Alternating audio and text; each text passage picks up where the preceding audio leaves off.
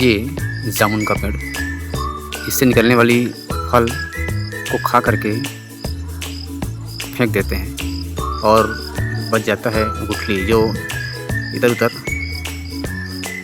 फैली रहती है। और आप जानते होंगे कि खाने के बाद हम गुठली को क्यों फेंक देते हैं। अब सवाल उठता ये है कि हम एक शिक्षा विभाग से हैं, शिक्षक हैं, तो हम चाहते हैं कि ऐसे यूँ ही फेंके हुए गुठली का या यूँ कहें कि जो अनुपयोगी बन चुकी गुठली का उपयोग करके हम पर्यावरण की संरक्षण क्षेत्र में कुछ छोटी सी पहल कर सकते हैं। इसके लिए क्या करें, एक छोटी तैयारी करते हैं। आप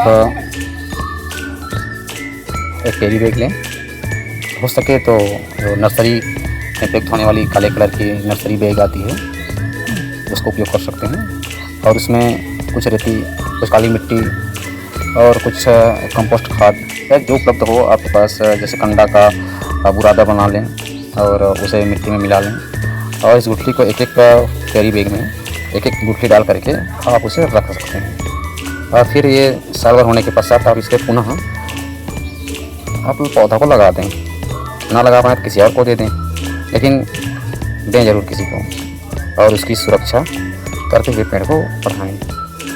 ये छोटी सी कबाड़ से जुगाड़ के क्षेत्र में आने वाली छोटी सी पहल होगी।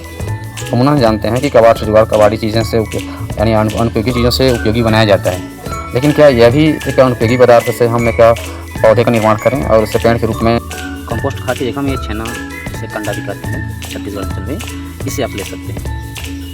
मिट्टी को भुरभुरा बनाने के लिए इसमें थोड़ी सी रेत डाल सकते हैं और कुछ मिट्टी डाल करके उसे एक मिक्सिंग कर लें और कैरी बैग पे डाल दें। उसके बीच में जाम का गुठली या कोई भी पेड़ का जो फल लगा हुआ है उसको, जो अनुपयोगी हो गया है जिसको गुठली फेंक देते हैं, उसे आप इसके बीच भी डाल दें इस तरह से।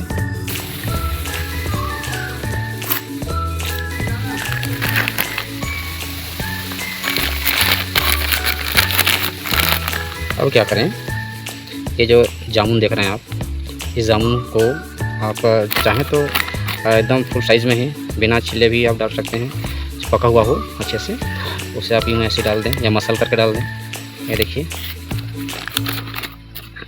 ठीक है, ये जो गुठली है इसे हम इस तरह से डाल देते हैं।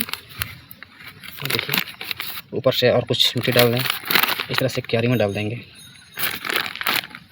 एक इसमें भी वही गुठली, ये देखो,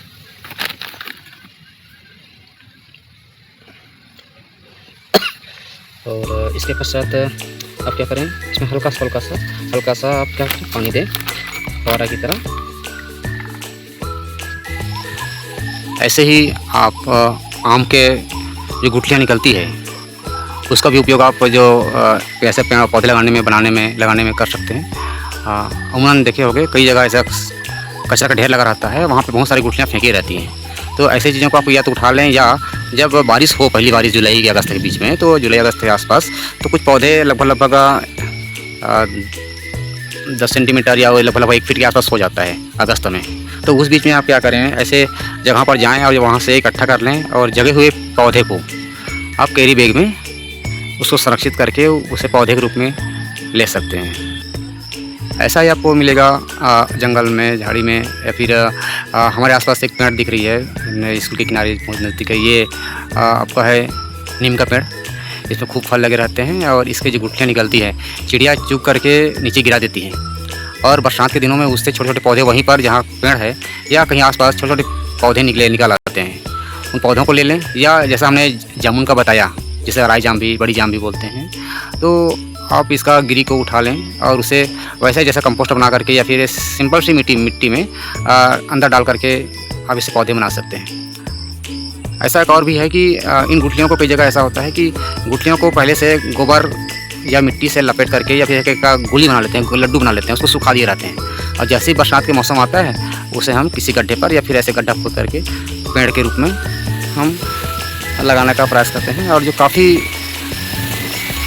फ़ायदेमंद रहता है और पर्यावरण के लिए तो है ही। तो आपको भी एक सुकून मिलता है, एक आत्मिक संतुष्टि मिलती है। जब कोई कार्य करते हैं आप, तो उससे आपको एक आत्मानुभूति होती है, एक फीलिंग्स आता है कि ये मैंने किया और आपको अच्छा लगेगा। आपके साथ साथ आपको ही आपको खुशी नहीं मिलेगी, बल्कि हमारे आसपास के सराउंडिंग में जितने लोग हैं उनको भी एक प्रेरणा भी मिलती है कि ऐसा कार्य करने से जिससे लोगों का भला हो, हमारे आसपास का वातावरण बढ़िया शुद्ध बने और एक बहुत अच्छा माहौल हो, जिससे वायुमंडल, जल के साथ साथ हमारा थल कि हमारी पृथ्वी सुरक्षित बच सके, गंदगी से और दूषित वायु से हम क्या हों, मुक्त हों।